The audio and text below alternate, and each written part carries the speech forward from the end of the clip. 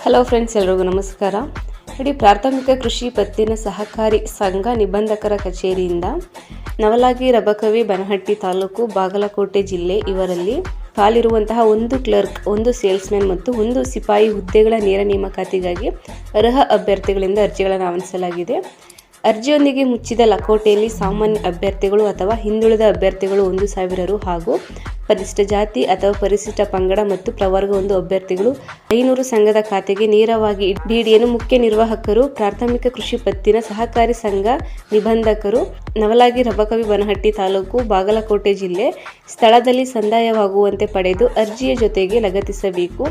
ಇತ್ತೀಚಿನ ಪಾಸ್ಪೋರ್ಟ್ ಅಳತೆಯ ಒಂದು ಭಾವಚಿತ್ರವನ್ನು ಅರ್ಜಿಯ ಮೇಲ್ಭಾಗದಲ್ಲಿ ಲಗತ್ತಿಸಿ ಹುದ್ದೆಗೆ ನಿಗದಿಪಡಿಸಿದ ಅರ್ಹತೆ, SSLC ಮತ್ತು ಅರ್ಹತಾ ಪರೀಕ್ಷೆಯ ಎಲ್ಲ ವರ್ಷಗಳ ಅಂಕಪಟ್ಟಿಗಳ ಜೊತೆಗೆ ಜನ್ಮ ದಿನಾಂಕ, ಜಾತಿ ಅಥವಾ ವರ್ಗಗಳಿಗೆ ಸಂಬಂಧಿಸಿದ ದಾಖಲೆಗಳಿಗೆ ಪತ್ರಾಂಕಿತ ಅಧಿಕಾರಿಗಳಿಂದ ದೃಢೀಕರಿಸಿ ಅರ್ಜಿಯೊಂದಿಗೆ ಮುಚ್ಚಿರುವ ಲಕೋಟೆಯಲ್ಲಿ ಪ್ರಾಥಮಿಕ ಕೃಷಿ ಪತ್ತಿನ ಸಹಕಾರಿ ಸಂಘ ನಿಬಂಧಕರ, ನವಲಾಗಿ ರಬಕವಿ ಬನಹಟ್ಟಿ ತಾಲೂಕು ಬಾಗಲಕೋಟೆ ಜಿಲ್ಲೆ, ಪಿನ್ ಕೋಡ್ 587311 ಈ ವಿಳಾಸಕ್ಕೆ ದಿನಾಂಕ 21/11/2025 ಸಾಯಂಕಾಲ 5 ಗಂಟೆ ಒಳಗಾಗಿ ಖುದ್ದಾಗಿ ಅಥವಾ ಅಂಚೆ ಮುಖಾಂತರ ತಲುಪಿಸುವಂತೆ ಕಳುಹಿಸಿಕೊಡತಕ್ಕದ್ದು.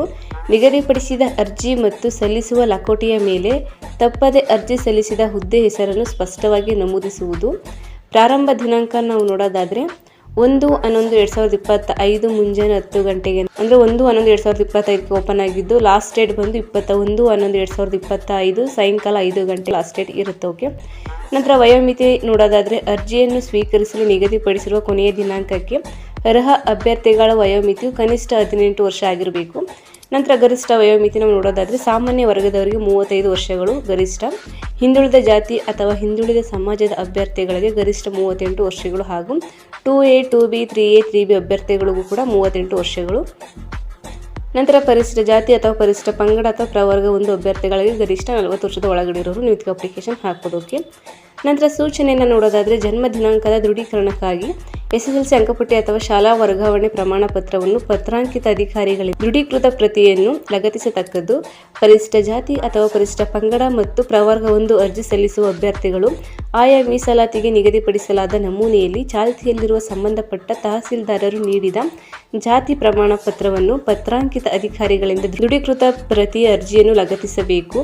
ನೇರ ನೇಮಕಾತಿಗಾಗಿ ಅರ್ಜಿಯನ್ನು ಸಲ್ಲಿಸಿದ ಅರ್ಹ ಅಭ್ಯರ್ಥಿಗಳ ಪೈಕಿ ಅರ್ಹತಾ ಪರೀಕ್ಷೆಯಲ್ಲಿ ಗಳಿಸಿದ ಅಂಕಗಳಿಗೆ ಅನುಗುಣವಾಗಿ 1:5 ಅನುಪಾತದಲ್ಲಿ ಅರ್ಹತಾ ಪಟ್ಟಿಯನ್ನು ತಯಾರಿಸಿ ಸಂದರ್ಶನಕ್ಕೆ ಕರೆಯಲಾಗುವುದು ಅಂತ ತಿಳಿಸಿದ್ದಾರೆ. ಓಕೆ. ನಂತರ ಯಾವ ಹುದ್ದೆಯಲ್ಲಿ ಎಷ್ಟೆಷ್ಟು ವೇಕೆನ್ಸಿನ ಕನ್ಫರ್ಮ್ ಮಾಡಿದ್ದಾರೆ, ಇವರ ಒಂದು ವೇತನ ಶ್ರೇಣಿ ಹಾಗೂ ವಿದ್ಯಾರ್ಹತೆನ ನೋಡೋದಾದರೆ ಮೊದಲನೇದಾಗಿ ಕ್ಲರ್ಕ್ ಹುದ್ದೆಯಲ್ಲಿ ಒಂದು ವೇಕೆನ್ಸಿನ ಇವರು ಕನ್ಫರ್ಮ್ ಮಾಡಿದ್ದು. ಇವರೊಂದು ವೇತನ ಶ್ರೇಣಿ ತಿಂಗಳಿಗೆ 44,425ರಿಂದ 83,700 ತನಕ ಒಂದು ವೇತನ ಶ್ರೇಣಿ ಇರುತ್ತೆ. ನಿಗದಿಪಡಿಸಿದ ಕನಿಷ್ಠ ಅರ್ಹತೆ ನಾವು ನೋಡೋದಾದರೆ ಭಾರತದ ಕಾನೂನಿನ ಅಡಿಯಲ್ಲಿ ಸ್ಥಾಪನೆಯಾದ ಯಾವುದೇ ವಿಶ್ವವಿದ್ಯಾನಿಲಯದಲ್ಲಿ ಪದವಿಯಲ್ಲಿ ಉತ್ತೀರ್ಣರಾಗಿರಬೇಕು ಅಂತ ತಿಳಿಸಿದ್ದಾರೆ. ನಂತರ ಸೇಲ್ಸ್ಮ್ಯಾನಲ್ಲಿ ಒಂದು ವೇಕೆನ್ಸಿನವ್ರು ಕನ್ಫರ್ಮ್ ಮಾಡಿದ್ದು. ಇವರ ಒಂದು ವೇತನ ಶ್ರೇಣಿ ಮಂತ್ಲಿಗೆ 29,600ರಿಂದ 57,800 ತನಕ ಇವರೊಂದು ಮಂತ್ಲಿ ಸ್ಯಾಲರಿ ಇರುತ್ತೆ. ಇವರೊಂದು ವಿದ್ಯಾರ್ಹತೆ ನೋಡೋದಾದರೆ ಭಾರತದ ಕಾನೂನಿನ ಅಡಿಯಲ್ಲಿ ಸ್ಥಾಪನೆಯಾದ ಯಾವುದೇ ವಿಶ್ವವಿದ್ಯಾನಿಲಯದಲ್ಲಿ ಪದವಿಯನ್ನು ಇವರು ಪೂರ್ಣಗೊಳಿಸಿರಬೇಕು ಅಂತ ತಿಳಿಸಿದ್ದಾರೆ. ಓಕೆ. ನಂತರ ಸಿಪಾಯಿಯಲ್ಲಿ ಒಂದು ವೇಕೆನ್ಸಿನವ್ರು ಕನ್ಫರ್ಮ್ ಮಾಡಿದ್ದು. ಇವರೊಂದು ವೇತನ ಶ್ರೇಣಿ ತಿಂಗಳಿಗೆ 27,000ದಿಂದ 46,675 ತನಕ ಇವರೊಂದು ವೇತನ ಶ್ರೇಣಿ ಇರುತ್ತೆ. ಇವರ ಒಂದು ವಿದ್ಯಾರ್ಹತೆನ ನೋಡೋದಾದರೆ SSLCಯಲ್ಲಿ ಉತ್ತೀರ್ಣರಾಗಿದ್ದು ಕನ್ನಡವನ್ನು ಒಂದು ಭಾಷೆಯಾಗಿ ಓದಿರಬೇಕು ಅಂತ ತಿಳಿಸಿದ್ದಾರೆ. ಓಕೆ.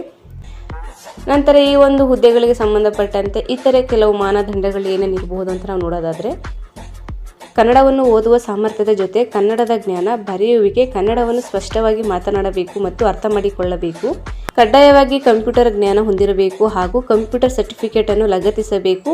ಸದರಿ ಮಾನದಂಡವು ಸಿಪಾಯಿ ಹುದ್ದೆಗೆ ಅನ್ವಯಿಸುವುದಿಲ್ಲ. ಇದು ಒಂದಕ್ಕಿಂತ ಹೆಚ್ಚಿನ ಹುದ್ದೆಗಳಿಗೆ ಅರ್ಜಿ ಸಲ್ಲಿಸಲು ಇಚ್ಛಿಸುವ ಅಭ್ಯರ್ಥಿಗಳು ಪ್ರತಿ ಹುದ್ದೆಗೆ ಪ್ರತ್ಯೇಕವಾದ ಅರ್ಜಿಯನ್ನು ಪ್ರತ್ಯೇಕವಾದ ಶುಲ್ಕದೊಂದಿಗೆ ಪಾವತಿಸಿ ಪ್ರತ್ಯೇಕ ಮುಚ್ಚಿದ ಲಕೋಟೆಯಲ್ಲಿ ಸಲ್ಲಿಸತಕ್ಕದ್ದು. ಅಭ್ಯರ್ಥಿಗಳು ಅರ್ಹತೆ ಬಗ್ಗೆ ನೇಮಕಾತಿ ಸಮಿತಿಯ ಶಿಫಾರಸು ಅಂತಿಮವಾಗಿರುತ್ತದೆ. ಅಂತಿಮ ಆಯ್ಕೆಯು ಆಡಳಿತ ಮಂಡಳಿಯ ಅನುಮೋದನೆಗೆ ಒಳಪಟ್ಟಿರುತ್ತದೆ. ಅಪೂರ್ಣ ಮಾಹಿತಿ ಒಳಗೊಂಡಿರುವ ಹಾಗೂ ಅಗತ್ಯ ಪ್ರಮಾಣ ಪತ್ರಗಳು ಅಥವಾ ಭಾವಚಿತ್ರಗಳು ಅಥವಾ ಅರ್ಜಿ ಶುಲ್ಕವಿಲ್ಲದ ಅರ್ಜಿಗಳನ್ನು ಯಾವುದೇ ಸೂಚನೆ ಇಲ್ಲದೆ ತಿರಸ್ಕರಿಸಲಾಗುವುದು. ನಿಗದಿಪಡಿಸಿದ ದಿನಾಂಕದ ನಂತರ ತಡವಾಗಿ ಬಂದ ಅರ್ಜಿಗಳನ್ನು ಸ್ವೀಕರಿಸಲಾಗುವುದಿಲ್ಲ ಹಾಗೂ ಅರ್ಜಿ ಶುಲ್ಕವನ್ನು ವಾಪಸ್ ಪಡೆಯಲಾಗುವುದಿಲ್ಲ. ಈ ನೇಮಕಾತಿ ಪ್ರಕಟಣೆಯನ್ನು ಯಾವುದೇ ಹಂತದಲ್ಲಿ ಯಾವುದೇ ಕಾರಣ ನೀಡದೆ ಹಿಂದಕ್ಕೆ ಪಡೆಯುವ ಅಥವಾ ರದ್ದುಪಡಿಸುವ ಅಧಿಕಾರವನ್ನು ನೇಮಕಾತಿ ಸಮಿತಿಯು ಹೊಂದಿರುತ್ತದೆ. ಅರ್ಜಿ ನಮೂನೆಯನ್ನು ಸಂಘದ ಮುಖ್ಯ ಕಚೇರಿಯಲ್ಲಿ 100 ರು ಶುಲ್ಕವನ್ನು ನೀವು ಪಾವತಿಸಿ ನೀವು ಅರ್ಜಿಯನ್ನು ನೀವು ಪಡೆಯಬೇಕಾಗುತ್ತೆ.